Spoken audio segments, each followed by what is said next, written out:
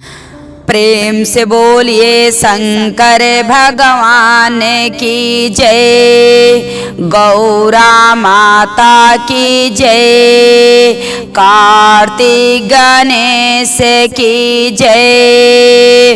तो देखिए गुरु भाई आप लोग के बीच बहुत सुंदर शिव चर्चा के कथा सुनावतनी। हमरी कथा के आप सब शुरू से लास्ट तक सुनम आ सुन के कमेंट बॉक्स में बताई कि हमार कथा सुन के आप सबके कैसा लगल बाटे, और कमेंट बॉक्स में हर हर महादेव लिखम। देखिए गुरु भाई एगो शिष्या रहली, उस शिष्या बहुत गरीब रहली।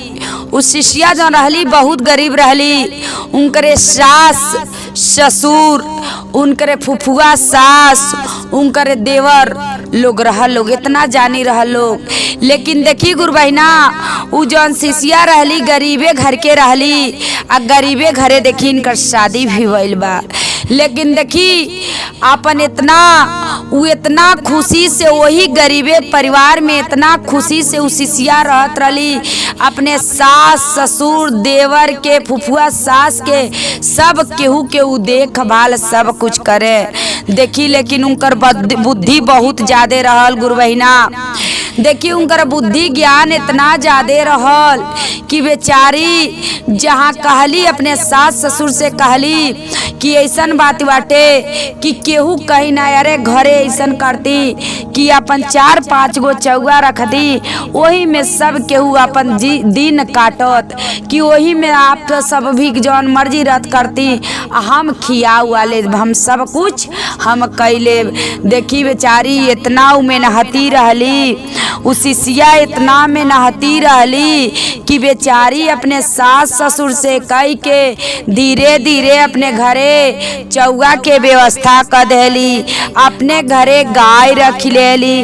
जब गाय रख लेली वही से बेचारी अपन कार धार करे, आ जन दूध होखे तो दूहे तो ससुर जी ले जा बेचे, किंकर पति देव ले जा बेचे के। उस शिष्या देखी आ जवन दूध थोड़ा बहुत रहे लेके जा भोलेनाथ के लगे, अपन भोलेनाथ के चढ़ा दे।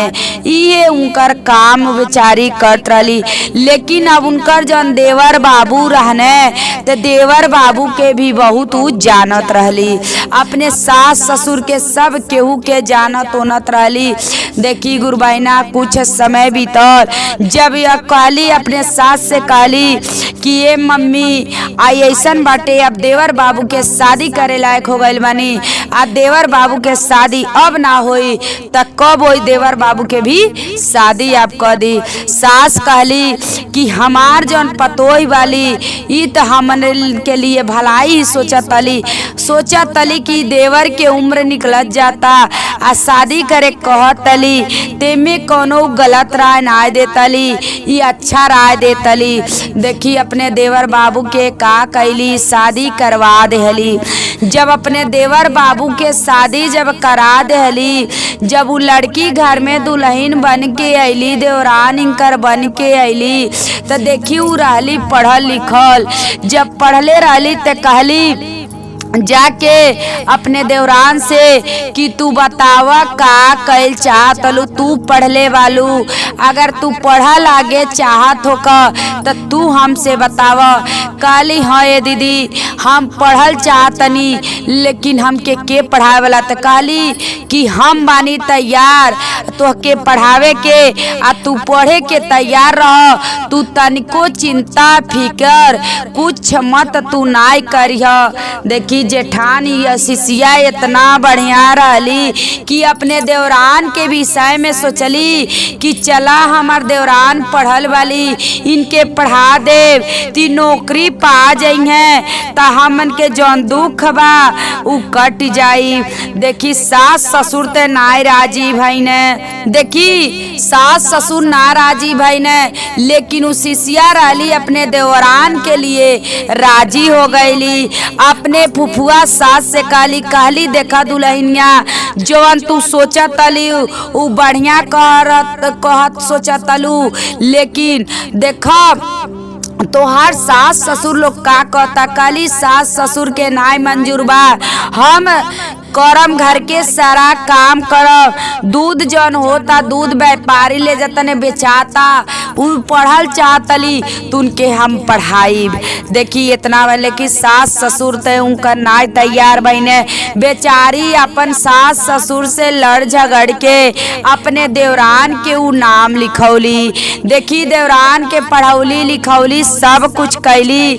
देवरान कहली कि ये दीदी ऐसन बाटे कि मोबाइल रहत तो मोबाइल रहत तो हम और पढ़ती और हमके मोबाइल से ही काम करती।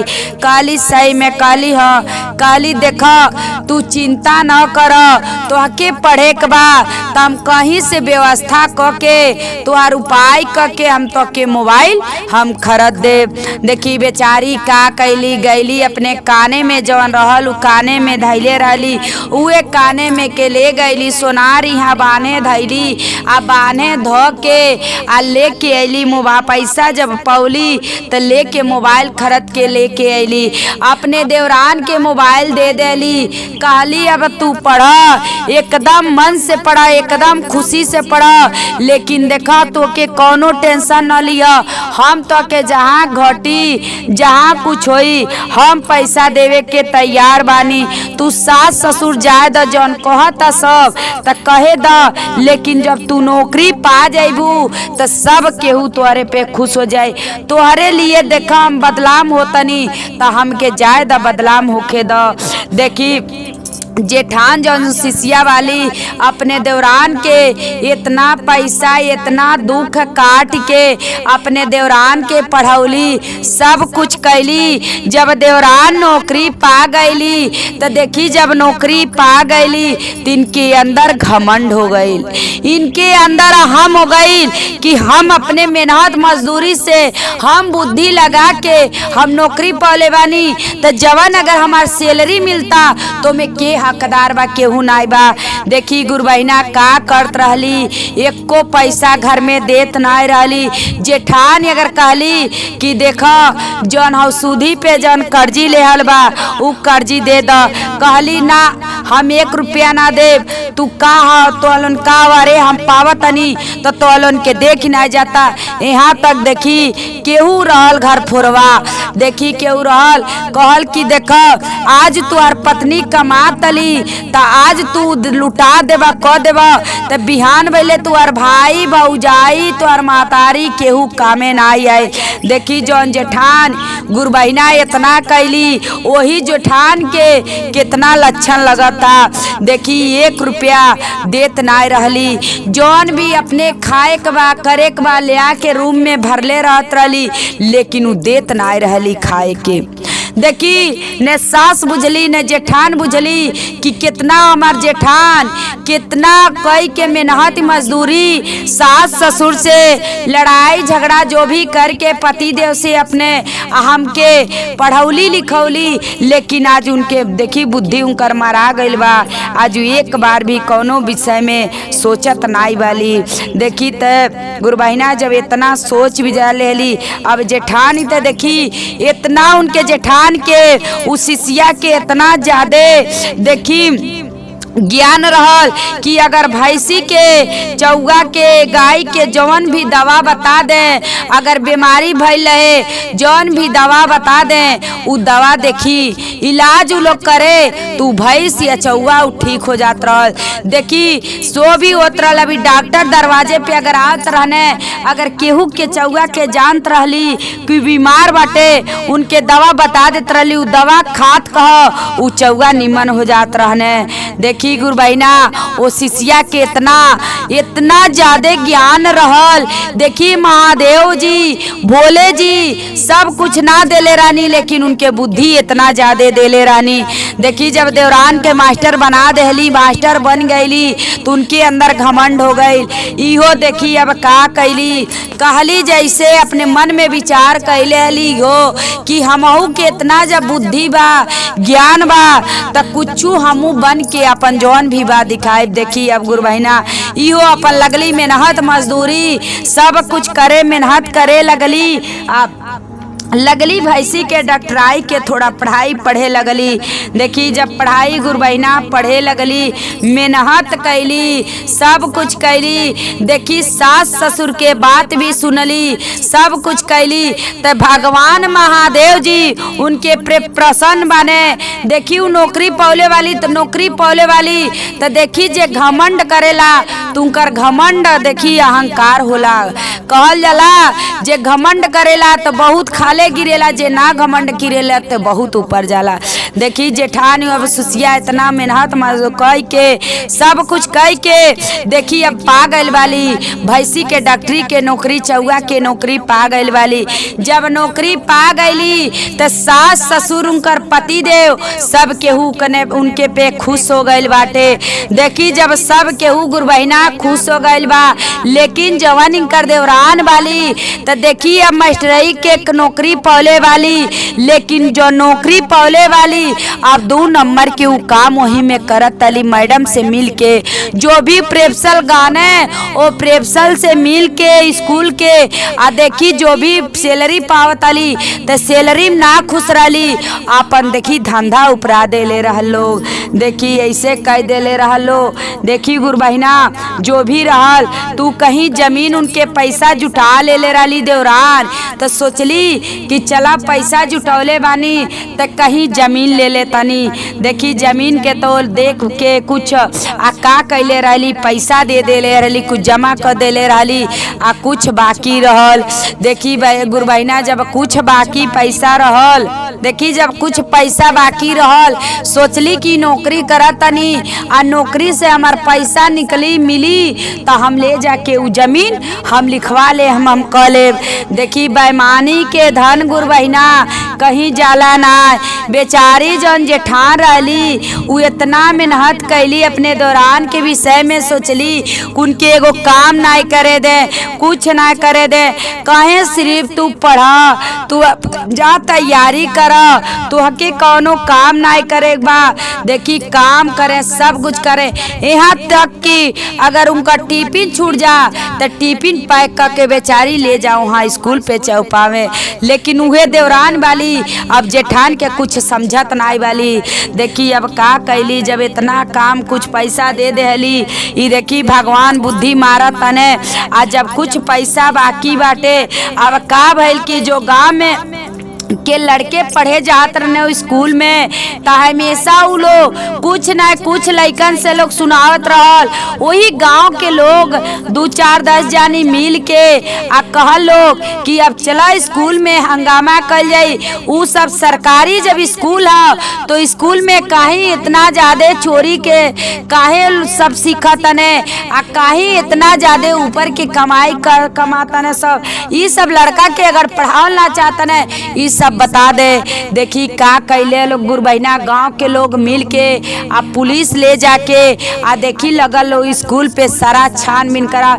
जेकर देखी जेकर ना एडमिशन होके के तेकर भी नाम डालल रहल, झूठ में डालल रहल कि ताकि इतना लड़का स्कूल में पढ़त ने ओकरे नाम से उ लोग पैसा कमात रहलो, सब कुछ करत रहल। जेकरे बेटा ना रहने तेकर बेटा के नाम लिखल रहल। बताए गुरु बहिना ऐसे उ लोग करत रह लोग धंधा। देखी सब कुछ देखा लो पुलिस वाले अने पुलिस वाले सब छानबीन कैने, जो भी होने अधिकारी स्कूल के छानबीन लोग कैलो। देखी इनकरे नौकरी पौले रही तो नौकरी किनकरे घमंड रहल। जब नौकरी किनकरे घमंड रहल अब इनका नौकरी छूट गई बाटे गुरु बहिना, सरकारी नौकरी इनकर छूट गई। देखी कभी भी देखी अगर केहू आप तो के केहू अगर तोहरे लिए भलाई सोचले बा तो अगर भलाई कर देल तो उनके साथे बुराई ना सोचनी। लेकिन वो अपने जेठान के अब इतना ज्यादा गलतफहमी सोचे लगली, लेकिन भगवान महादेव जी ना सहले बानी। काहे से देखी गुरु बहिना जब से वो बेचारी शिष्या घर में अली अपने सास ससुर के दुख समझ ली, अपने पति के दुख समझ ली। कुछ दिन हो गई बेचारी इतना मेहनत कई के घरे गाय रख के खियावे, दूध दुए, ससुर ले जा बेचे। बेचारी इतना मेहनत कई के तू अपने देवरान के पढ़ौली, उहे देवरान नौकरी पौली। तो जहाँ उनके घमंड भई तो महादेव जी के सही नाय गइल बा। जब महादेव जी नाय साले बानी तो देखी कितना उनका नौकरी से ठोकर हटा देले बानी, ठोकर दे देले बानी। देखी अब ते ई जौन शिष्या रहली तो डॉक्टर बन गईली, भैंसी के जब डॉक्टर बन गईली। अब देखी गुरुबहिना ई कमाए लगली, जैसे ही कमाए लगली उनका नौकरी छूट गई। अब खैले के कहल जला जो फैशन रहल जो भी रहल, देखी जौन जमीन ले ले रहली, जमीन में पैसा ना जमा कैली पूरा, तो देखी अब पैसा दे देले रहली, वही टेंशन में डूबल रहे, वही टेंशन में डूबल रहे। जाके जौने आदमी के जमीन ले ले रहली उनसे मार कैली, सब कुछ कैली कि हमार पैसा वापिस कर दी, हमरे लगे पैसा ना, वो कहने ना पैसा दे। देखी वहाँ झगड़ा झुट्टी कई के अली, उनकर पति देवी केहू के मार के ने, आज ऐसे मार के झगड़ा झुट्टी। देखी जहाँ गुरुबहिना होला तहाँ पुलिस जरूर आवे ने। देखी तो लोग चली आयल घरे, जहाँ दरवाजे पे पुलिस आई ने तो देखी अब पूछौगल होखे लगा तो केहू दोनों जानी पति पत्नी दोनों जानी लोग जेल में जाए के, अब लोग पुलिस ले जाए के हो गई ने। लेकिन देखी अपने सास ससुर के गोड़े गिर के कहतली कि ए मम्मी ए पापा हमके बचा ली, हम बहुत भारी ना गलती कैले बानी, आप सबके हम नौकरी पौनी, हमरे अंदर घमंड हो गई, हमके माफ कर दी। देखी सास ससुर लोग तो ना सहले बाटे लो, लेकिन वही समय बेचारी वो डॉक्टर बनल रहली जौन शिष्या आवत अली, जब अपने देवरानी के दुख देखत अली तो देखी का कैली, जो भी रहल पुलिस से बात ओत कई के, जो भी गलती लोग कैले रहल ओकर बातचीत कई के लो उ जेठान जो रहली शिष्या उ कैली। देखी अपन कैली कार पुलिस के भेज देली, कहली आप सब जाई, हम समझ ले। देखी काहे से उनके बहुत दूर दूर के लोग जानत रहल कि इतना अच्छा डॉक्टर बाटी कि केहू के चौआ के इलाज कर देतली तो ठीक हो जाता। लेकिन देखी बेचारी के उस शिष्या के साथे इतना उनका देवरान दुख देली, तब वो अपने देवरान बीच में, लेकिन लास्ट में जाके फिर ठोकर खैली। लेकिन बेचारी देखी माफ कई के उनके लिए उनके उहे सब कुछ कैली। लेकिन देखी महादेव जी गुरुबहिना जहाँ अगर आप गलती कैनी तो जहाँ आप गलती कैनी ओकर सजा देवे वाला महादेव जी बानी। गलती कैली, घमंड भई, नौकरी टूट गई, सब कुछ खत्म हो गई, आखिर में नीचे ते गिर गईली। अब जेठान तो देखी डॉक्टर बन गईली, ई मास्टराइन बन के इनकर सुख दुख सुख पूरा खत्म हो गई। काहे से कि 2 साल के सुख रहल, ओकरे बाद से जैसे अपने जेठान के साथे अत्याचारी कैली वैसे महादेव जी इनके सतौले बानी। तो देखी गुरुबहिना अगर जे आपके रास्ता देखावल, जे आपके ज्ञान देहल, जे आपके साथ देहल, जे आपके बूझल, अगर आप गलती कैनी तो भगवान महादेव जी भोलेनाथ सब देखतनी। तेही से गुरुबहिना आप सब ऐसन गलती कभी ना करो, सब महादेव जी सब देखतनी। हर हर महादेव।